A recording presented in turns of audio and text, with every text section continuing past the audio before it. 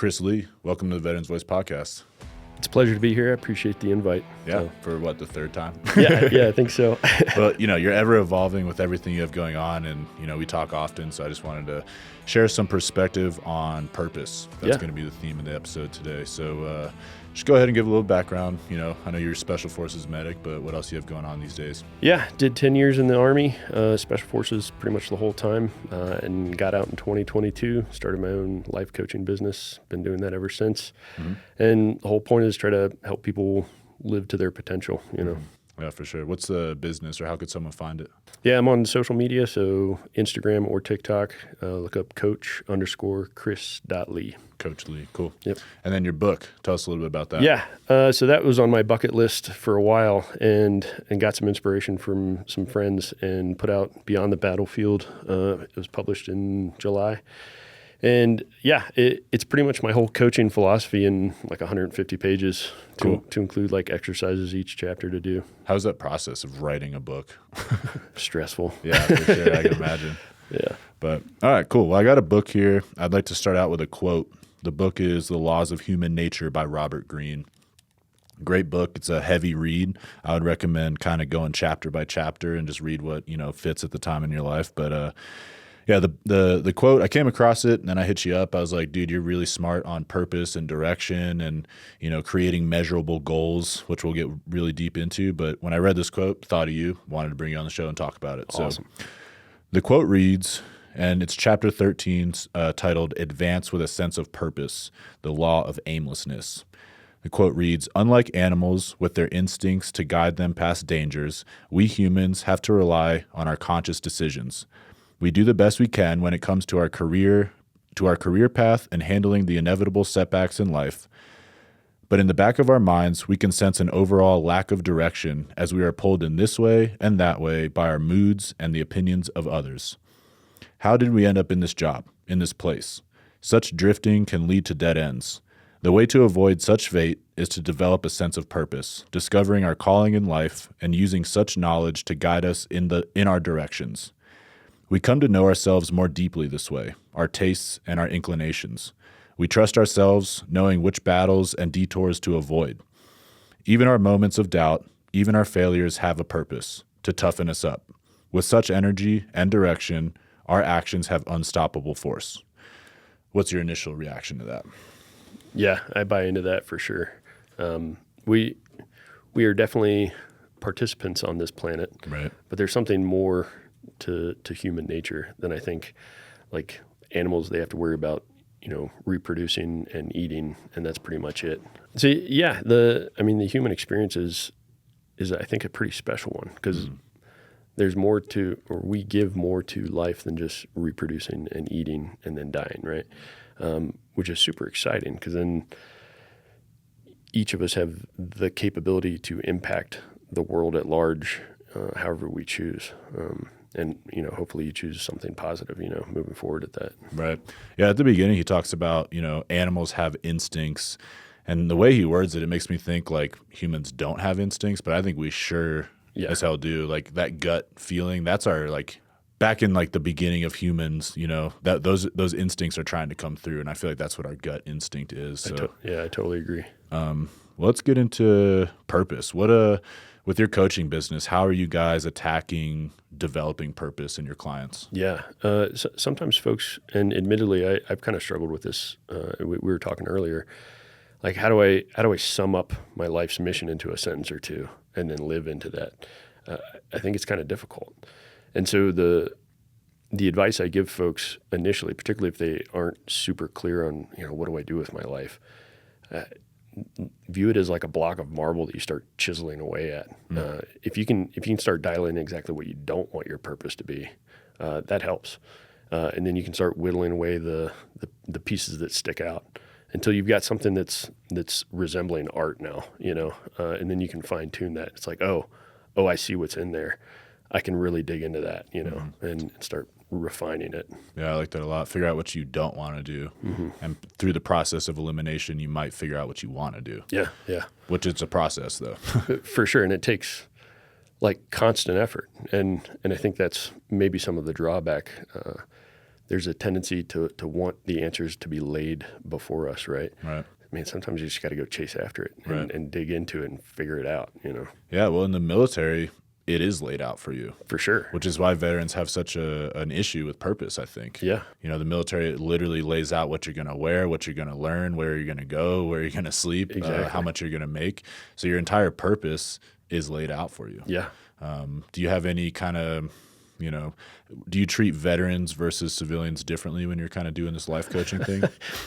I loosen up my filter a little bit because we can speak the kind of the same language, but Right. but you're spot on. If I can tell a quick story, like Please.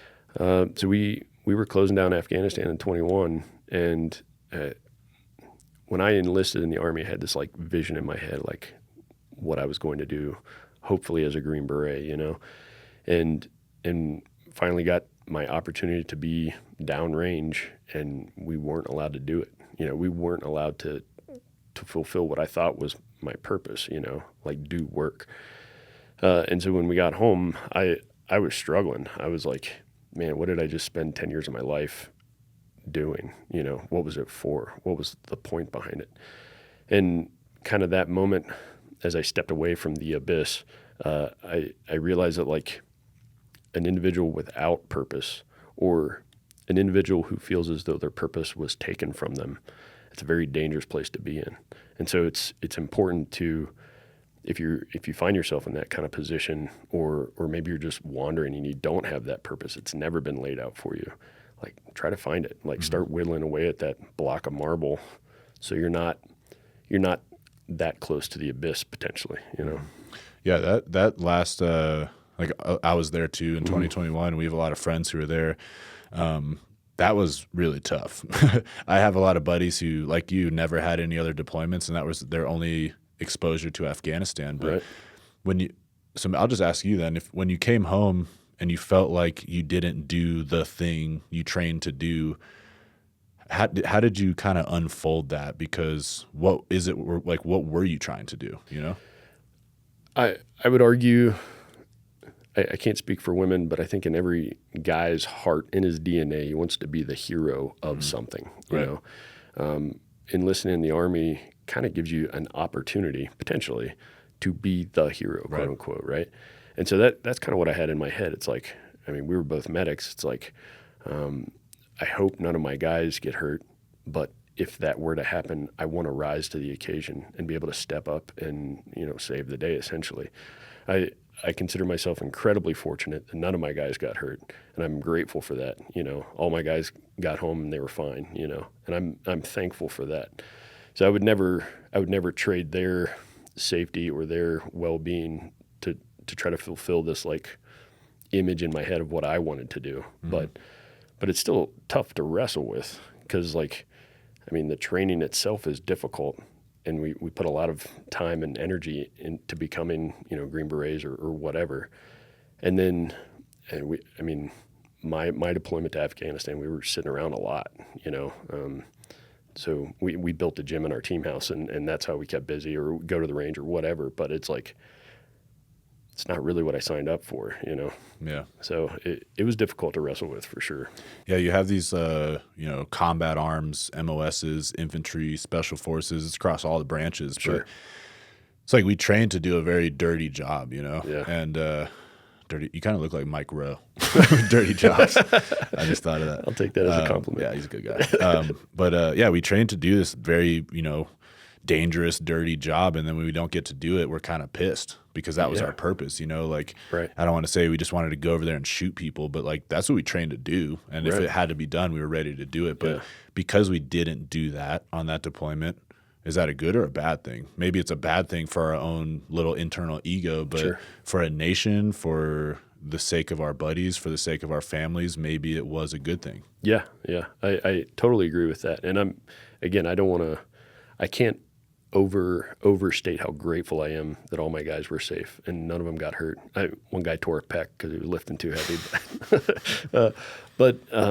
I'm incredibly grateful that none of my guys had to be put in that situation. But yeah, there's a little bit of a blow to the ego. Yeah. And I think some of that comes from expectations that I had of like what would happen, And expectation can lead to disappointment for sure. Like, would I have been able to step up to the occasion? Right. You never found out. Right. Yeah, and that's tough. And it's this question that I think a lot of people ask themselves, like, do I have what it takes?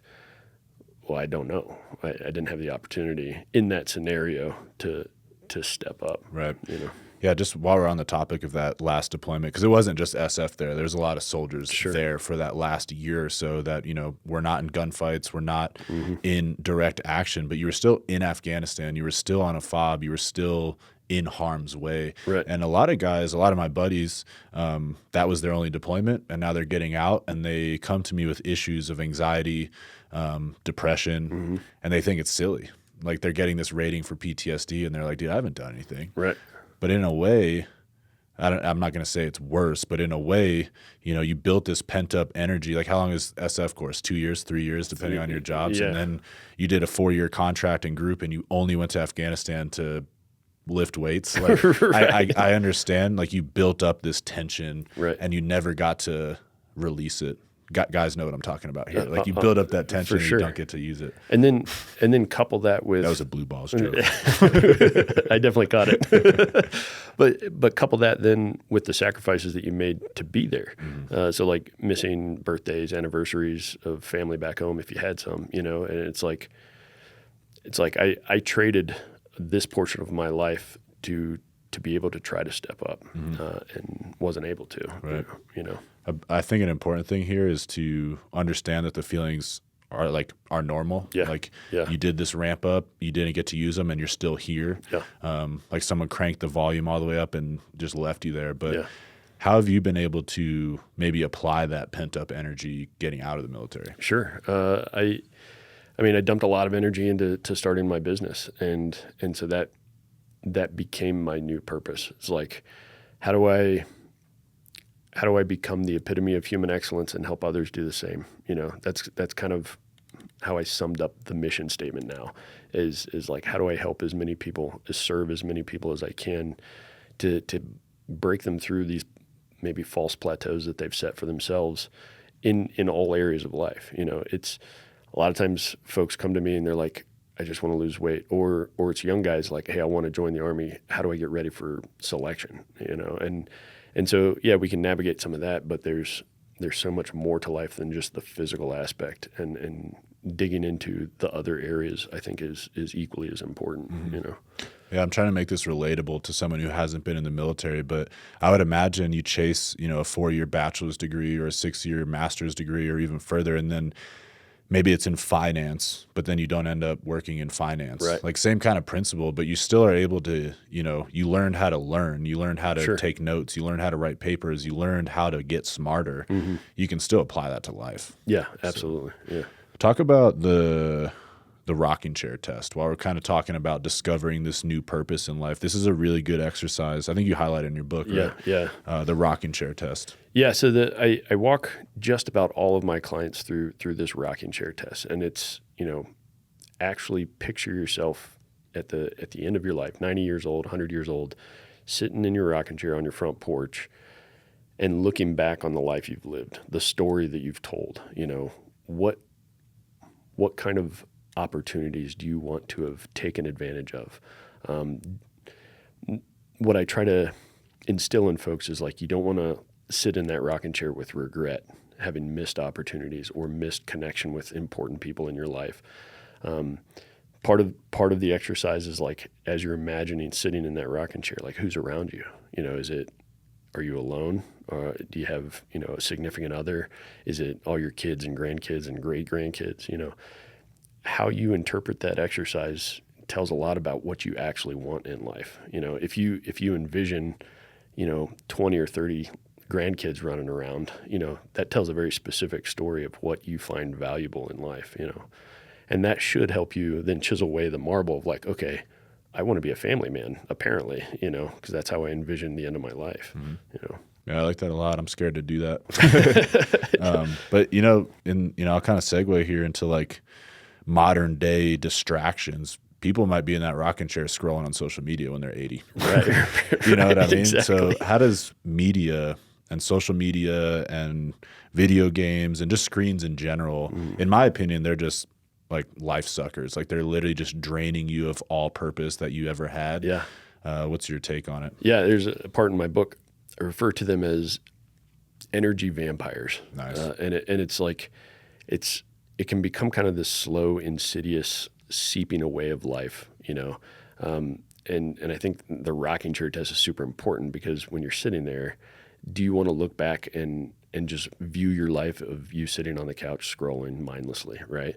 Or watching Netflix or whatever. And I'm not saying in small doses that stuff is bad, but like if that becomes your story, man, what a boring story. You know what I mean? Yeah, you just watched everyone else's story. Exactly, like literally. Literally. Yeah. And it's like, I mean, we're talking about purpose today. Like what kind of legacy do you want to leave behind? And how are you moving towards that legacy on a daily basis? Because if it is just scrolling, because you're chasing those dopamine hits, that incremental happiness, you know, if that's all you're chasing, then you're missing out on a great deal of opportunities where you could have serious impact on other people, which I think is super cool. You know. Yeah, for sure. You call them what, energy vampires? Yeah. I call them. I make music. I like to do all kinds of art and all kinds of creative stuff. Just been part of my process of figuring out who I am, getting out of the military. I call them, because, you know, there's a joke like get the creative juices flowing. Yeah. That's a for sure thing. Yeah. I call them creative corks. They're like corks in your system that just stop your creativity. You're either creating or being created, in my opinion. Exactly. You know? Yeah. How does religion play a role in your life in finding purpose, but maybe in others? How can this be a part of their discovery journey? Sure. Yeah. I think religion can be an excellent tool. We were talking just a minute ago. I went to school for religious studies. I was a youth pastor for a number of years, kind of stepped away from my faith for like the entire duration of my Army career. Very, very recently kind of am coming back to it. But I think religion can offer it in the same kind of way that the military offers purpose and mission. Religion can do the same thing. Like depending on what religion you're following, you know, I was a Christian, am a Christian. And so Scripture kind of lays out the mission for you pretty plainly. It's like, be Jesus in the world right now, you know, I mean, summed up very, very concisely. And so you don't have to really wonder. You don't have to like say, what am I supposed to do with my life? It's laid out for you, you know? So I think it can be an excellent tool to kind of shape and steer the direction of life. Yeah. I've always been like in and out of religion. I grew up going to a Christian Presbyterian church. Yeah. Kind of lost touch with it in the military, except for like on deployments or in training when the chaplain shows up. I'm like, sir, I need your help right now. I don't know where I'm going, but like I need your help. But so like, you know, in times of need, I've leaned on it, and I don't think that's the answer. But through learning about music and other creative endeavors like art, there's times where I sit down to make a song and nothing is happening. Right. Like I'll sit there for 3 days with these, you know, drums and a couple sounds, and I just can't make anything stick. But then it's like I go out into the world and something inspires me, or I hear a frequency, or I talk with somebody that just something changes. Right. And, you know, a lot of people talk about it very differently, but there's this like creative energy that everyone can tap into. Sure. And I talked to my therapist about it because he's a very religious person. And I'm like, my religion isn't creation. It's not creativity. Is this God? Is this God speaking through us? Like, is it our job to create through him? Is that kind of how you believe it? Yeah, I think that's an excellent approach. If you believe in God, you know, he's the creator of the universe. If you go out and look in the sky at night, like it's gorgeous. That's art, you know, or a sunset or a sunrise or the ocean. And like kind of the coupling of like fierce and wild and dangerous with beauty, you know, that artists do that, you know? And so, yeah, I would argue that you're definitely on track. Like it's kind of flowing through it. Yeah, I like it. I've heard, are you familiar with Rick Rubin? I've heard of his work. Yeah, he's a big audio engineer behind like Beastie Boys, Adele, Tom Petty. Awesome dude. But he is the definition of a creator. Yeah. He talks about the ocean, the universe, the stars, and as like, the ocean specifically is his kind of thing to tap into this energy. But, Sure. The universe, when you look at the stars, it's either as big or as big as you perceive it to be, or as small as you want it to be. You know, it's something like that. But if we're getting this energy from the universe, from God, from wherever, and you perceive it to be, I only see the moon and I barely believe that that's there because I've never been there. Right. Or if you're like, this goes forever, Right. that's unlimited energy to tap into. Yeah, absolutely. That's kind of how I look at it. Yeah, I love that. Let's see here. Let's go into like figuring out what we like versus dislike. In that quote, he talks about, being pulled this way or that way by your moods and other people's opinion. Let's talk about the other people's opinion aspect, from job to hobbies. How do you get someone on the right track of finding what they like? What would give them fulfillment? Yeah. How I start off every coaching client relationship is like the first question that I ask them is like, will you tell me who you want to be? And then we'll get into what you want to achieve, right?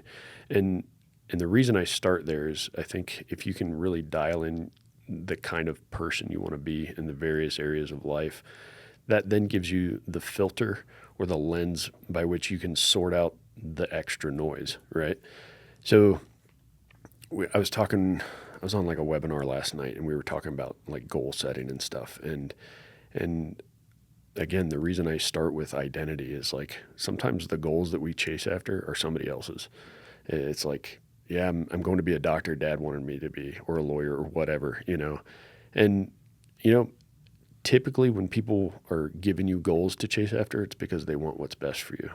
It's typically out of a sense of love and like they want you to do well, right? But sometimes they just don't resonate. Those goals just are misaligned with the kind of person we actually want to be. And I think that's where you start feeling that friction and some of that chafing life offers, where it's like, what I really want is this, who I want to be is this, but I'm supposed to be on this particular path, this track. And that's where that kind of discomfort comes from. But if you've got that firm foundation of like, no, this is who I want to be, you can very, very easily start saying no to things that are external and be like, I appreciate that. I know you're offering that to me in love, but no, this is my path, Yeah, you've given some examples in the past about that, but what does that sound like? For example, you don't want to be the CEO of a company. You want to be a person who works hard and lives a life of integrity. Give some examples about that. Yeah. So I break life down into like 5 different categories, and for sure each of these could have subcategories, but I think these are the heavy hitters. So it's mental, physical, emotional, social, and financial. So the mental, as I view it, is like, how do I want to learn things? Do I want to learn things? And so my identity, the person that I'm striving to be in that mental category is like, I am a constant learner. And versus like, I'm just going to read all the books or I'm going to be a professor. Those are kind of 2 different things. Constant learner is something you can grow into. Professor or PhD is like an achievement that you can tack onto that if it applies, Then when you achieve that achievement, you can break down like what led to that achievement. Sure. How did I become a special forces medic? Right. You had to study hard. You had to be in shape. There's a lot of things that happened, and now you're probably a person who chooses to be in shape. Right. Like that's a more foundational thing. You're probably someone who loves to continue learning. Exactly. These are all things, you didn't get to do that thing in Afghanistan, but now you have these, direct correlated skills. Exactly.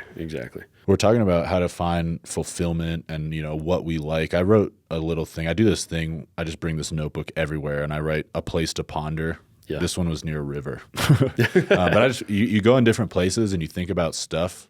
You tap into like a different, you sit by the ocean, you might have different thoughts than when you're sitting at the top of a mountain. Absolutely. And I just like to bring a notebook to capture these. But I wrote, why is it so hard to decide what we like? It should be as easy as food. With food, it's obvious. When you take a bite of food, you understand almost immediately whether or not you crave another or want to spit it out. With everything else, we get confused with what everyone else likes, with what should be, and what the social norm is.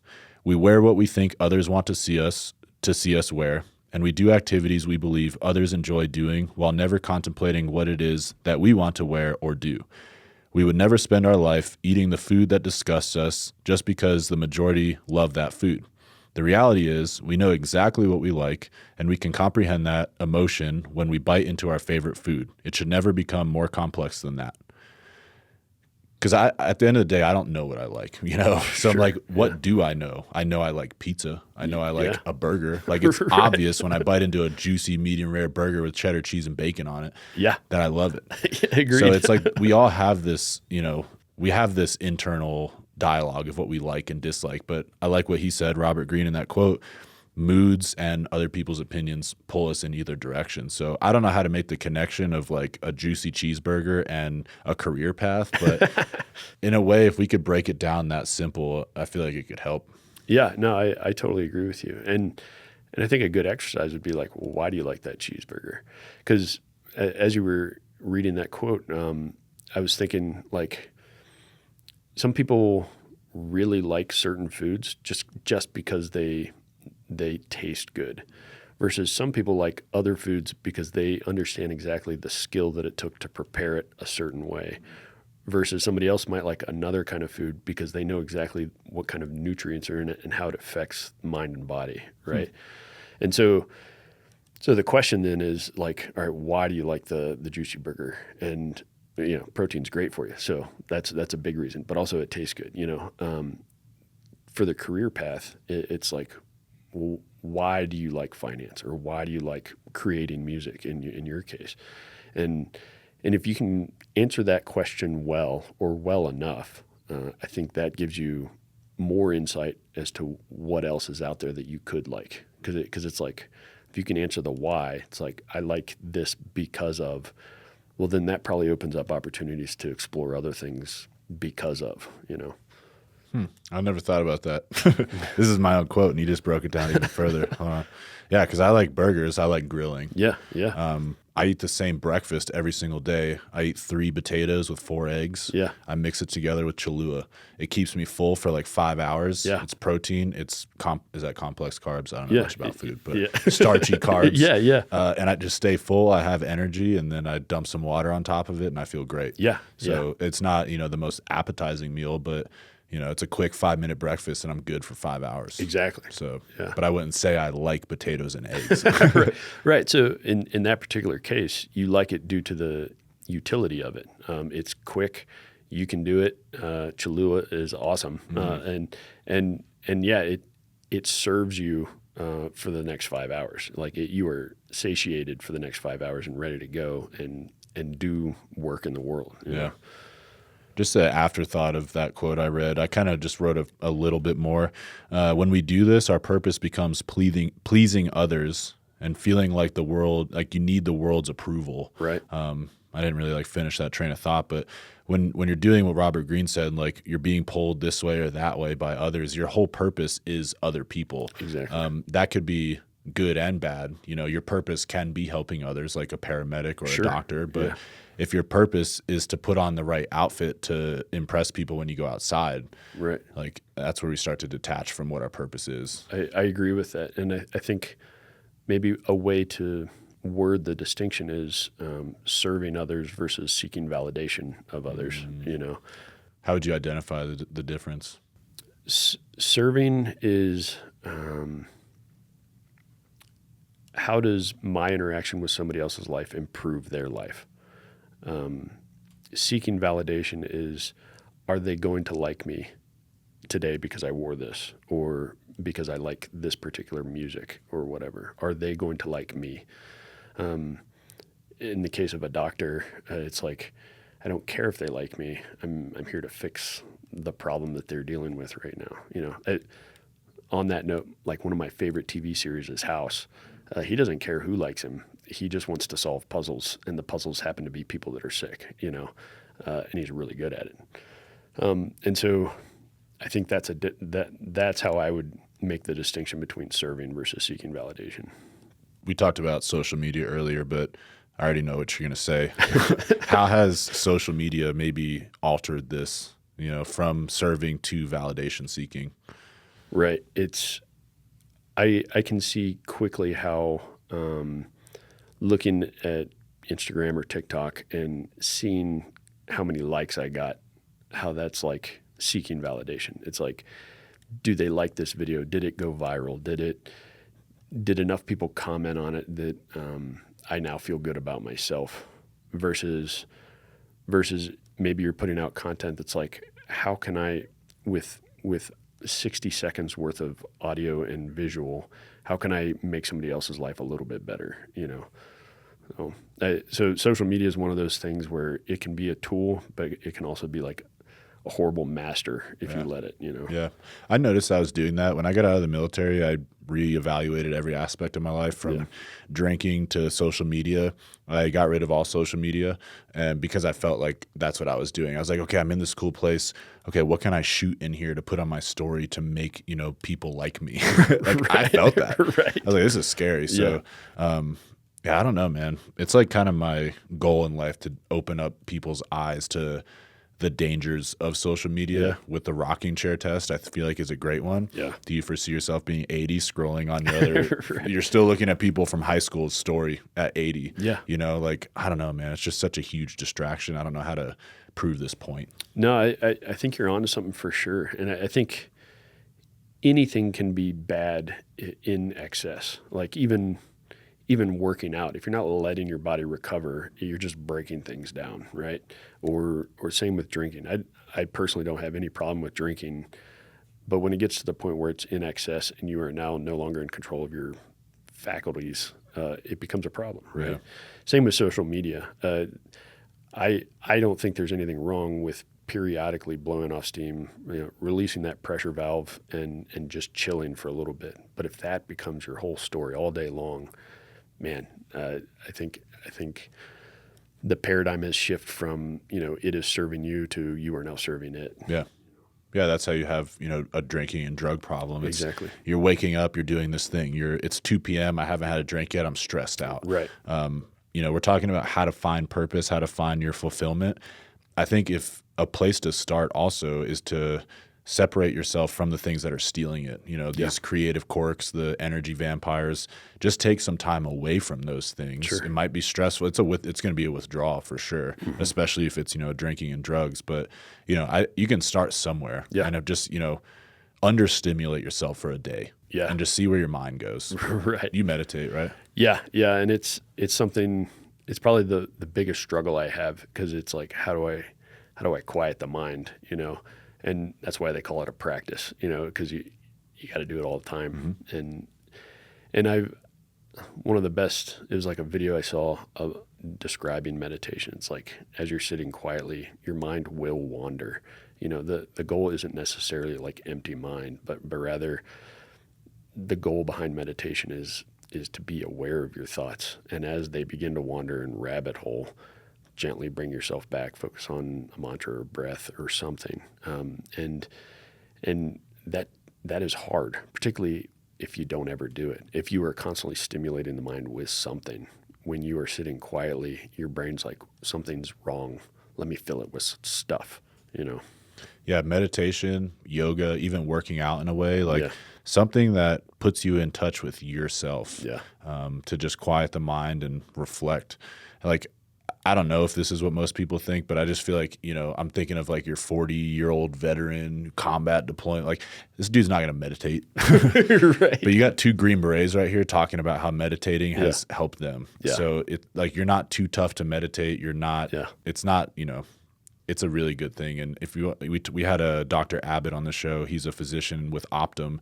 He talked all about meditation and turning the mind down before a time where he knows he's going to have to turn it up. Exactly. And that's what meditation is used for. Yeah. It's a tool. Exactly. And I get approached with clients or friends or whoever, and they're like, dude, my brain is too scattered to meditate. And my response is typically like, well, are you ever too dirty to take a shower? Like you're viewing it the wrong way, That's a good way to put that. Yeah. Let's talk about the people who don't have time and don't have energy for this kind of stuff. Yeah. people that say they don't have time for stuff, I typically respond with, an hour of your day is only 4% of your whole day. And so, yeah, a large chunk of that is typically with work or career plus commute, et cetera.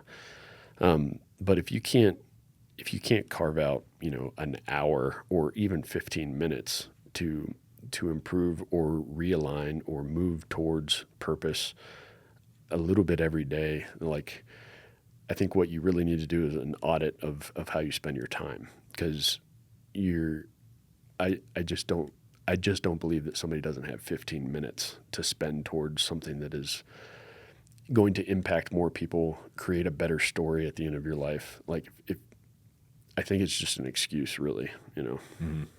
I think, I'll make a recommendation here. If someone's like wanting to try and implement something like this, the 9-to-5ers who don't have time, like a sleep schedule and waking up early enough to do this type of stuff. And I'm talking 15 minutes as soon as you wake up. You either shower or meditate, you drink some water, you get a little bit of a, ball rolling for the day. Right. Just 15 minutes as soon as you wake up, make it for yourself. If you don't do anything else, that is the time to do it in the beginning of the day. Yeah. And you can talk like about the end of the day, you're reflecting on, and this is how this advances, is the last 15 minutes of the day, you're reflecting if your first 15 minutes were on par, if you kind of slipped up or whatever. And then you just have this constant conversation with yourself at the beginning of every day, at the end of every day. You're just doing this self-reflection. Yeah. And that doesn't seem that hard to me.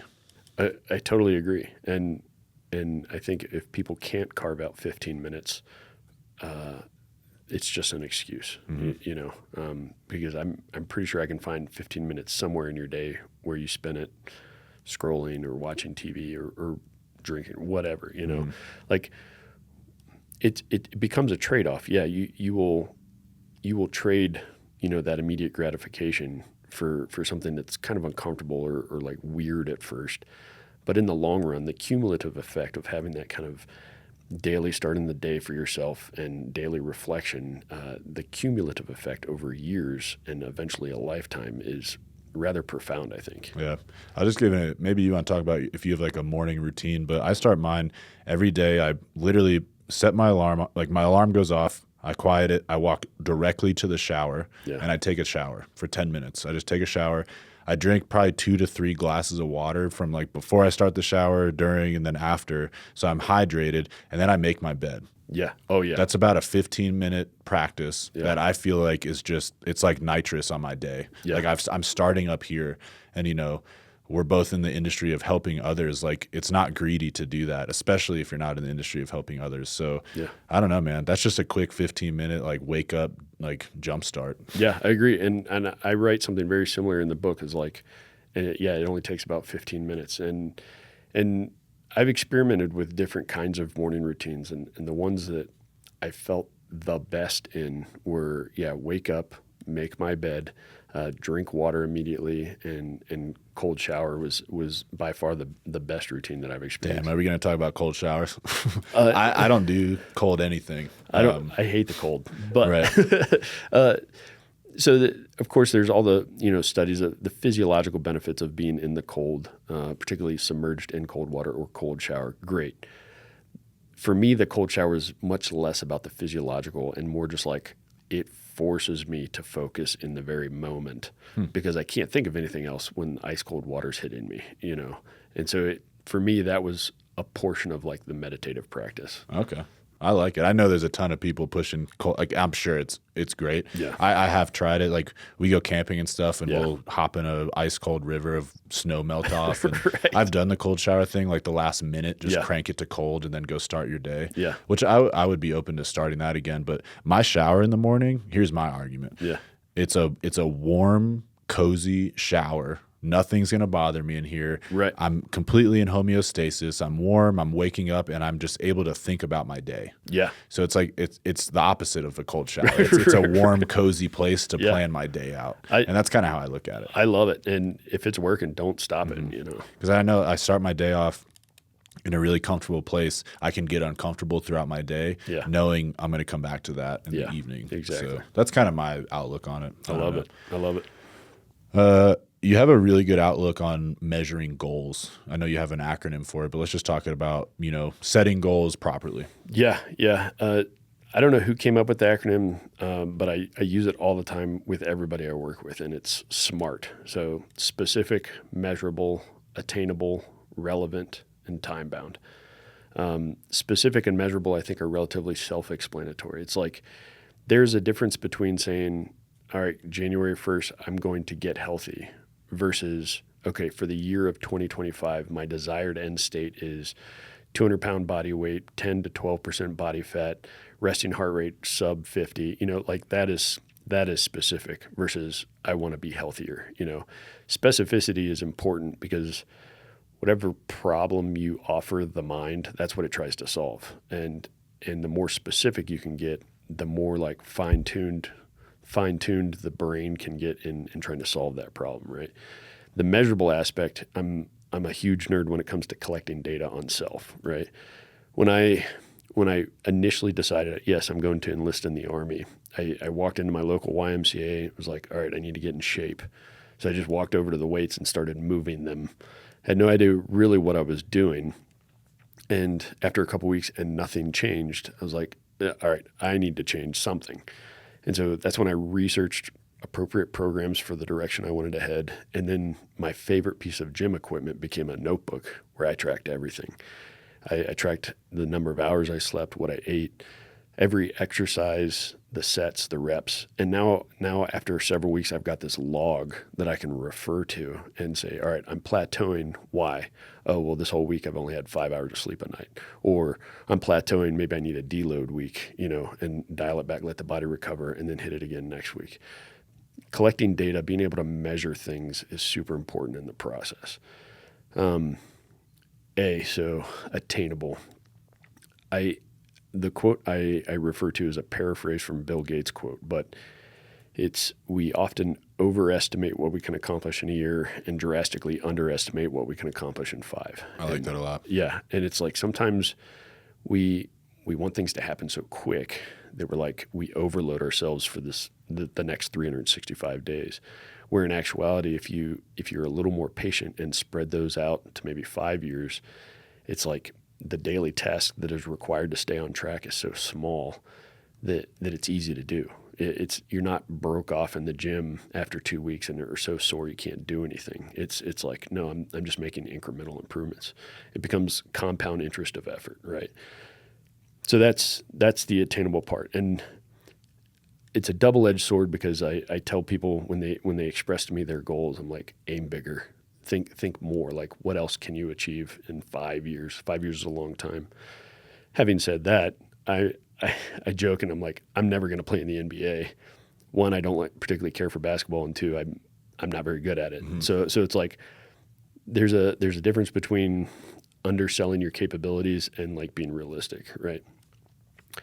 The relevant part of this SMART acronym is directly in relation to the identity. It's like, who do I want to be? Are these goals aligning appropriately with the kind of man I want to be? If the answer is yes, then drive on. If the answer is no, then adjust fire, right?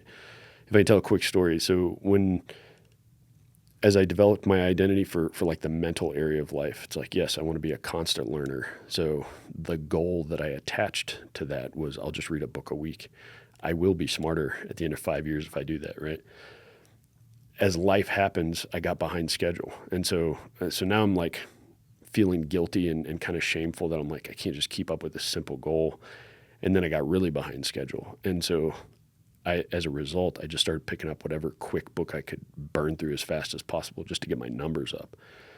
And after a couple weeks of that, I took a pause and I was like, is this goal serving the kind of person I want to be? And the answer was no, because I was so wrapped around the axle of how many books I was reading, I was neglecting the whole purpose behind it, which is I want to learn things, And so now I don't really track how many books I read a year.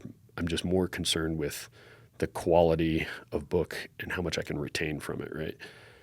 And then the last bit is the T for time bound. It's like I typically encourage people to shoot for 5-year goals because it's far enough away that you can build some momentum, but not so far away that it still feels like dream state or in the ether somewhere, you know? Yeah, like 5 years from now, you'll still pretty much be who you are today. Exactly. Generally. Yeah. Yeah. I like the SMART acronym, and I know it's not yours, but in this like self-help industry, or like, on this journey of becoming the best version of yourself, there's a lot of repeated information, and it's for a reason. Like, it's because it works. But the important part, like you just did, is to break these pieces of information down for who you are. Right. That was your interpretation of the SMART acronym. I really like it. Yeah. I'll probably do my own later today, but Awesome. yeah, that's cool. As you're doing this stuff, like, okay, I heard him say this, I heard him say this, I heard him say this. It's not irrelevant information. Each person said it differently, and now it's your turn to get your interpretation going. Yeah, I like that. Yeah, let's talk a little bit more about the collecting data. I know you kind of breezed over it, but like with the gym example, kind of a two-part question. What does that look like on a life scale? Sure. Like, from relationships to jobs to health. And then why is, like, because I feel a little bit of resistance towards that. Like, it's not normal to be the guy in the gym with a notebook tracking your workouts. Right. It's not normal to carry a notebook around with you and track every conversation. Yeah. Like, how did I perform? How did I respond? Did I think before I talk, or did I just talk? Yeah. What does that look like for you? Yeah. And I appreciate you actually saying it that way. It's not normal, and I don't want to be normal, right? I want to achieve human excellence as best I can. But that does require some nerd work, and so in addition to like breaking down these SMART goals and then doing the backwards planning process, like, all right, 5 years, I want PhD or whatever. What does today look like? What do I got to do today to be on track for that? And then plugging that information into a spreadsheet, or some people like old school, like just pen and paper. That works too. But what it does is it gives you, after a period of time, a pile of data that you can then refer to. And one of the best examples of why I think it's important is I break life down into the 5 areas, and on my spreadsheet, it was like, mental, it's like read, physical, do a HIIT workout, train 3 times a week, whatever, and all the others. But as I progressed through that plan, I noticed that when I would do my HIIT workout, high intensity interval training, as soon as I woke up in the morning, everything else on my list got done that day. And I don't know if there was a direct correlation, but something was going on there where it's like if I banged out that difficult thing first, everything else was achieved. Versus if I saved it for the afternoon, some of the other tasks would fall by the wayside, right? And so now I've noticed a pattern, and now I can then adjust my schedule to optimize and capitalize on that pattern, Yeah, building data is super important, because it can go. I feel like you're always collecting data, and like, inadvertently, if it's all negative data, like you're very self-critical, you're very judgmental of yourself. You're collecting negative data unconsciously. Right. So how do you go about making it a conscious effort? Yeah, I think I try to make it as simple as possible. It's like for each of the 5 areas of life, 1, maybe 2 tasks a day. And some tasks, it's more like 3 times a week. And then in addition to that, I encourage people to strive for like an 85% execution rate or better. And it gets you out of that pass-fail mentality of like, well, I missed my gym day twice this week, I'm a failure. Well, not necessarily. If you're still hitting that like 85%, you're still making progress, And I think a lot of guys like us, we are pass-fail. It's like if it wasn't perfect, if it wasn't excellent the first time, I might shy away from it because like I don't want to deal with that kind of failure, But it's not about being perfect every day. It's about progressing every day, Why do you think there's so much resistance towards this kind of stuff? Or do you think there is? I think there is. I think there is. I think some of it is because it's a little bit extra work. I think some of it is you have to be kind of honest with yourself. And then if you've coupled that with like a solid core group of people that you've surrounded yourself with that will kind of hold you to the standard you've set, now you got people to answer to, which can get uncomfortable as well. Like when I got to call my buddy, be like, hey man, I messed up, didn't do X, Y, Z. That's uncomfortable. We don't particularly care to put our, our inadequacies or our shortcomings out to people, particularly people we care about, you know. But that's a super important part of the process, is like having the people around you that are going to hold you to a standard, and then creating an environment that's safe enough for them to be able to hold you to that standard. So they can be like, hey dude, what's going on? Is everything okay? You've missed the gym this whole week. What's going on? That is important, but it is incredibly uncomfortable. You know? Have you had people in your life that, you know, in a professional way, you've had to kind of lean away from and lean into other relationships as you've kind of progressed?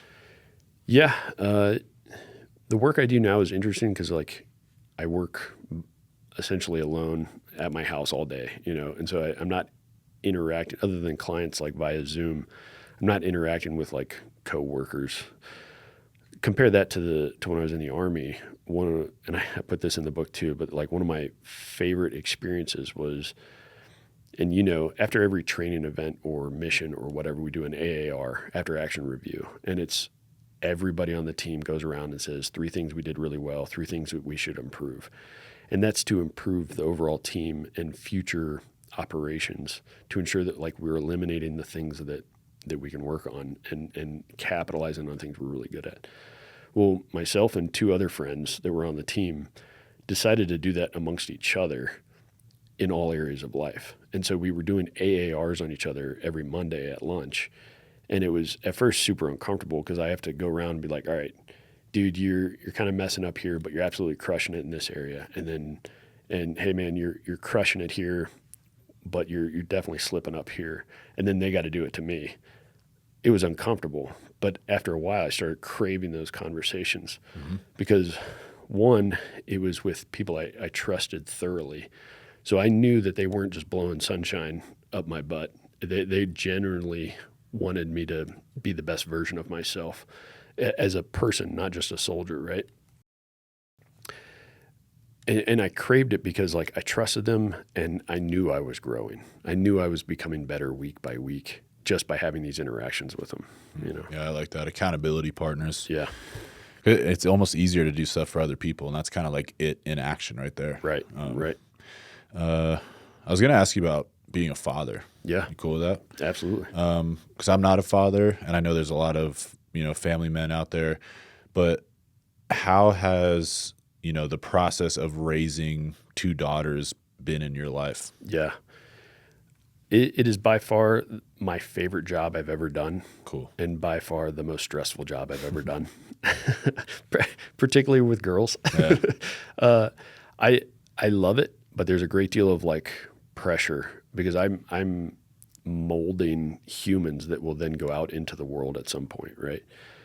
And there's this like fine line of like I want to protect them from all the ugliness and bad in the world, but that's not serving them either. Like they have to be exposed to like, you know, losing volleyball games and feeling that hurt, or being exposed to like, hey, you just got fired from your job, or hey, you didn't make A honor roll this quarter. You know, like it's tough, but I love it. And I was joking with you earlier, like my oldest is 18 and she's definitely for the past couple of years gotten to the point where the things I say when I'm trying to teach her, she immediately dismisses because it came out of my mouth. Right. Right.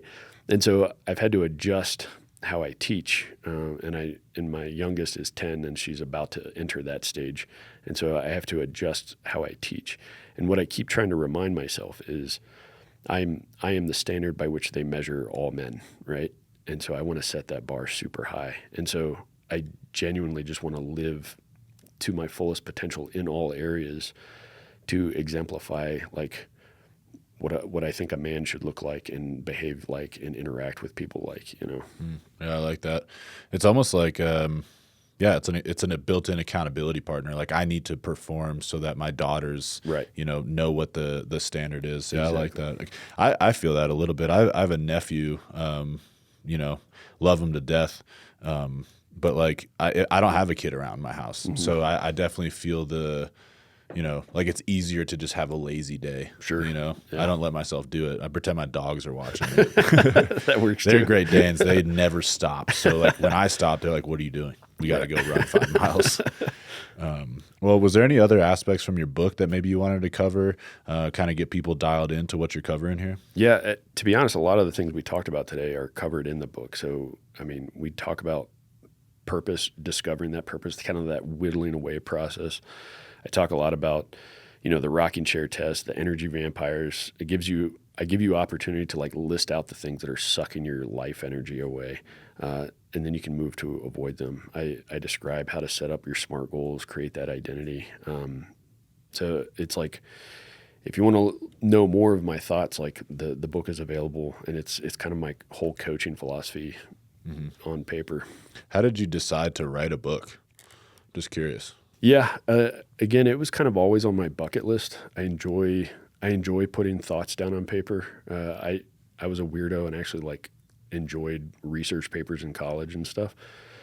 And then I was working with Nick Lavery earlier this year, and he's got a phenomenal book, and we were doing a speaking engagement together, and he's like, "Hey man, have you thought about writing a book?" I was like, "Yeah, I've thought about it." And shortly thereafter, right around that time, a publisher reached out to me on social media. Was like, "Hey, do you want to write a book?" And I was like, "Okay, I got it. Yeah, let's do this." But their process was great, and great for me because a poor habit that I picked up in college was I would edit as I typed, which meant that a paragraph could take a day, right?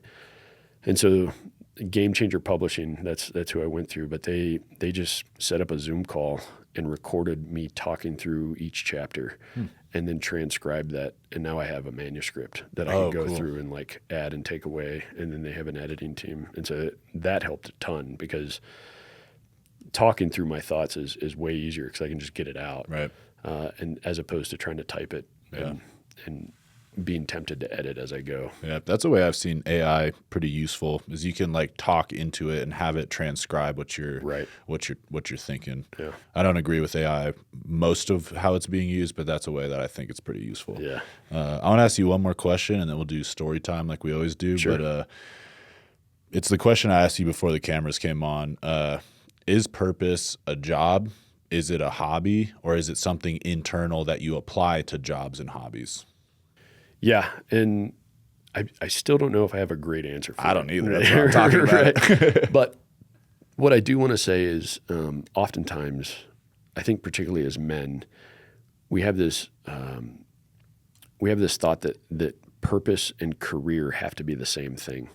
And I try to remind folks that I work with is like that doesn't necessarily have to be the case. Sometimes the career is funding the purpose. And the example I gave you earlier is like, maybe your purpose is drilling wells in Africa or combating, child trafficking on the southern border. Maybe that is your purpose. And so the career is like, all right, how do I find a job that pays me well enough and is flexible enough where I can take off 3 months a year to go do that? And now the menial job that is maybe boring and you don't particularly care for, now it has purpose. There's like fuel behind that, and you can get up energized because it's helping fuel the actual purpose that you're living for. And then you mentioned like, is it more internal? And I think that's a great way to look at it too. Like if you know what this path is that you're chasing in life, this story that you want to be able to tell, you can now let that infect every cell of your body, and it influences everything you do. It's like how you do anything is how you do everything. If you know exactly what your purpose is, then that should influence daily action at all levels, right? So yeah, it's like, do you have purpose or do you do stuff with purpose? Is a job your purpose or are you doing the job with purpose? Right. Such like a fine line. I wrote a quick thought here. Purpose isn't quantified by a job or a hobby. It's an internal feeling. Your job and hobbies begin to excel when you focus that internal purpose at them. Yeah. So I think through writing that, I think it's something internal. Yeah. I think you can do anything with purpose. Yeah. And then that becomes your purpose. Yeah. But then, in the same breath, you could be doing a job you hate Right. and you don't feel like a sense of purpose. But I like the way you put that. You have a job that's funding the purpose. Right. And by that, your job now has purpose. Yeah. It's funding your hobby. Exactly. Maybe that's painting. Maybe that's music. Maybe that's public speaking. It's whatever, Yeah. Well, let's do a quick story if you got one. Sure. We did the naval diver story last time. Oh yeah. And what What would be a good one? And you did your free fall Oh yeah, accident. That's right. That's right. Well, I guess it wasn't an accident really, but It was squirrely though. yeah, full malfunction free fall jump. Yeah, yeah. I'll do this one. So we were in Denmark, and I was the medic on the team, and we were training the Danish Home Guard, or their National Guard. Those guys were awesome, just super eager to learn, great dudes to work with. So we went into this compound. We were working alongside them. We're taking down the compound, and I get a call over the radio. Hey, we need a medic on top floor. So I go up the top floor. The house has been cleared already.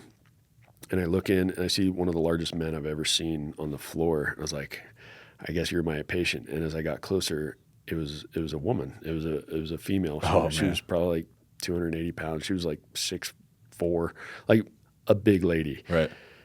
And I was like, all right. It was a simple, quote unquote gunshot wound through the thigh or something. So I threw a tourniquet on, bandaged it up, and then we had to, on the stretcher, take her down 3 flights of stairs.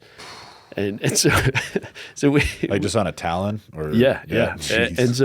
And this wasn't like a big concrete structure that built for this was like an old house or something. And so the stairwell was quite narrow. And so it took like the whole team almost to like lift this gal up over our heads and maneuver her down the stairwell.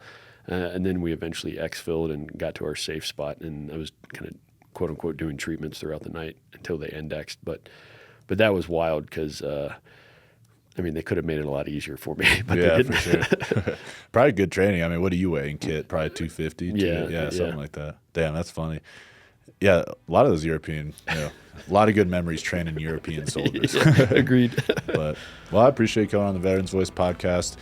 Go ahead and plug your book, social media one more time. Yeah. Beyond the Battlefield. It's on Amazon. So check it out there. It's a quick read. You'll be able to get through it real quick. And it's my whole coaching philosophy in 150 pages. Sweet. And social media? Yeah. So TikTok and Instagram. My handle is coach_Chris.Lee. Sweet. All right. Appreciate it, Chris. Yeah. Pleasure.